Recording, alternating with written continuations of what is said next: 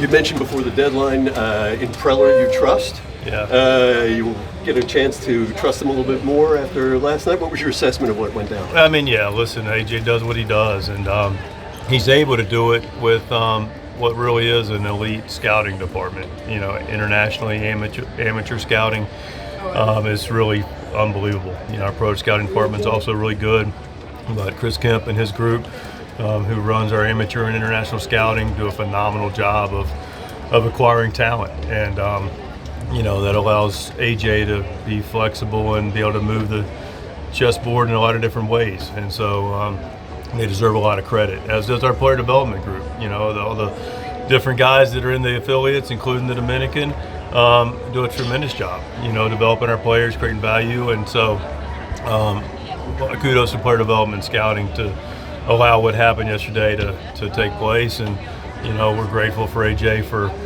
trusting our club and you know, having a lot of different moving parts, and you know, he does a great job with that, so we're excited. Speaking of moving parts, now it falls to you to organize those parts along with your staff. Let's start with Mason Miller and how you feel like you're going to incorporate him into the fold and what his role might be and how it affects your pen. Well, yeah, I mean, we get smarter, we get better, you know, with another really elite, you know, piece in Mason Miller, another guy that's locked down, you know, the ninth inning. And you know, the way we view it, we've talked to Mason, we've talked to Robert, and, you know, listen, we're not going to be out of school with what we're going to do. We'll show you what we're going to do. But the good news, including, you know, two other All-Stars in Jason Adam and Maury Hone, and, you know, Estrada as well. And, you know, it's a good bullpen. And, of course, you got Yuki and Wandy and Morgan has been throwing the ball extremely well also. But the point I'm getting at is all those five guys have been in up guys. You know, four of them have had All-Star experiences. And so, you know, most recently we had, you know, Estrada in the fifth inning, you know, and we had Morhone in the fourth, you know, a couple weeks ago, and then the next day he pitched the ninth. So that's the one thing that I think people do understand about bullpens, but bullpens are fluid in a sense of, I mean, today, we're coming off a day off, Mason's fresh, we have everybody available. We'll use them and deploy them like we have all year, and I think we've been pretty judicious with that, of putting them in good spots for them to succeed. We'll continue to do that, and when certain days take place and other guys aren't available, then they'll get in different roles. So hopefully that was clear enough for you. We've seen this game develop to the point where swing and miss in bullpens are vitally important if you're going to make a deep postseason run. Everyone across baseball is now, I think you said, adding to your strength. How do you see this influencing your ability to be ultra competitive when it matters most? I think we've already displayed that.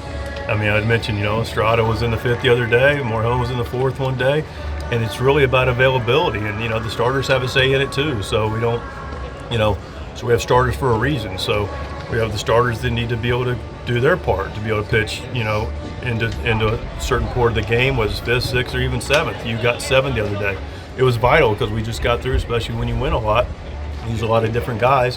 You know, we were able to expand the lead 2 days ago, not pitch Adam and Suarez, but we were down a couple guys, and, you know, you got seven, and we were able to plug those two guys in. So, again, I'll say this a lot, we talk about bullpens, it's just a very fluid situation, and, you know, when I think I've demonstrated, and we've demonstrated, that when we have the ability to go grab it, we grab it.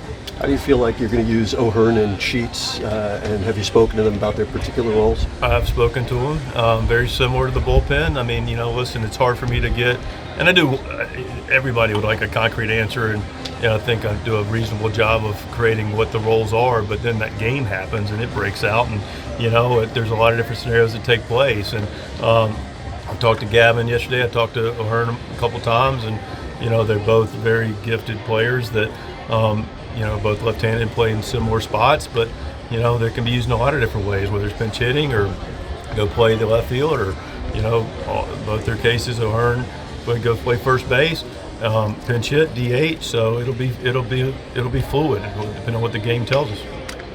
Fermin and Diaz now is your catching tandem. How do you anticipate the playing breakdown going? Very similar. You know, Diaz is, you know, going to catch because he's caught Pavetta, and that's been a good matchup. You know, we're going to miss Maldi. Maldi was a big part of our club, and, you know, we'll see what happens about him clearing waivers and see how that looks like moving forward, because he's really an asset for our team on and off the field. But we got Fermin for a reason to play. He'll catch Vasquez tomorrow, and he'll be in there and he'll catch, and you'll see him quite a bit. You move Kolek and Berger. You bring back Sears and Nestor Cortez. I think is coming tomorrow. That's correct. I'm right. Yes. How do you see the rotation shaking out, especially hoping and knowing that Michael King isn't far off? Yeah, it's a opportunity for those guys to get a chance in the rotation.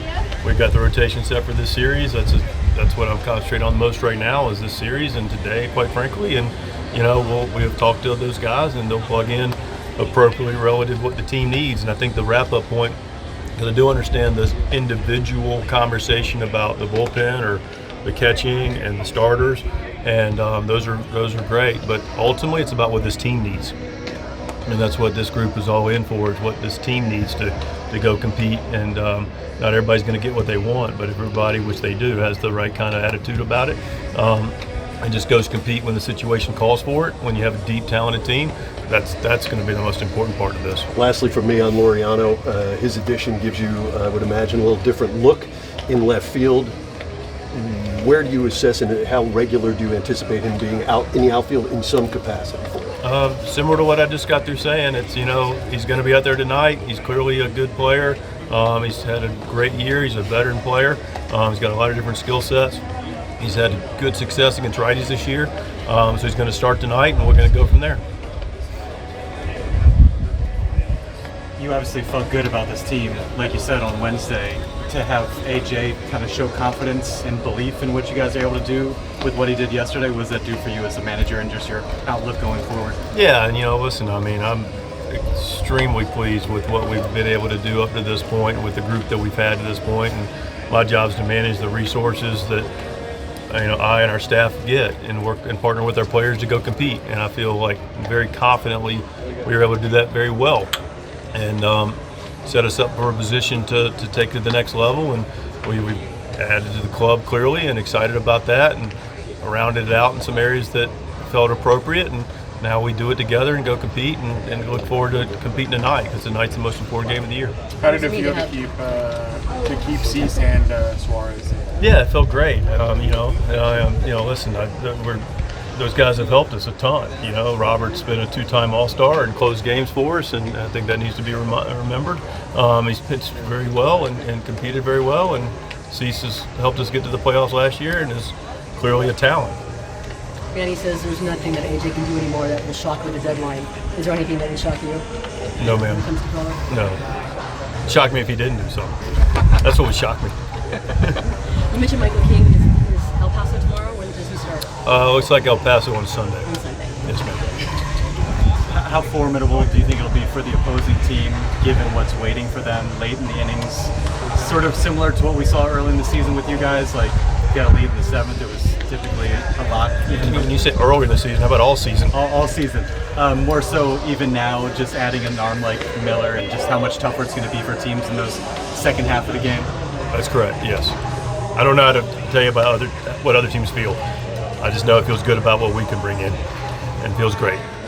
Like, what do you think? What's the message that was sent to every single player, every person in the clubhouse when Toronto makes the moves that you guys did yesterday? Yeah, this club's all in. Our team's all in before today, and our team's all in even more after the trade deadline. This group's very consistent with how they operate and how we think and how we perform and compete and prepare, and it just nothing was going to change. Just now we just got more pieces of the puzzle. Mike, what are the specifics of incorporating 6 or 7 new guys in the season?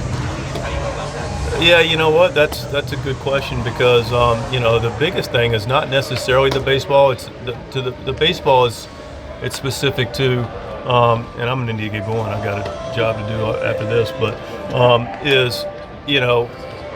making sure everybody understands how we just operate within the baseball. But it's more about like the families and just getting integrated with, just getting comfortable in our environment, and our players welcome these guys. And but yeah, it's more than just the baseball. It's what's new, a new city, new everything, manager, pitching coach, hitting coach, clubhouse guys, teammates, and just so I think the most important part is making sure that the families and players feel like the transition is as smooth as possible, and just everybody feels communicated with. Like to Palm's question, I mean, yeah, roles are going to change a little bit for certain guys, and communicating with the players that we currently have and the players we have brought in about what that looks like, but the biggest takeaway is making sure everybody's fluid to being able to coexist and do what's best for the Padres. I have one more, and it's crucial. Crucial. What happens to the Four Horsemen? We added to our stable. Our stable had more than 4 horses in it, and so now we just keep adding to the stable.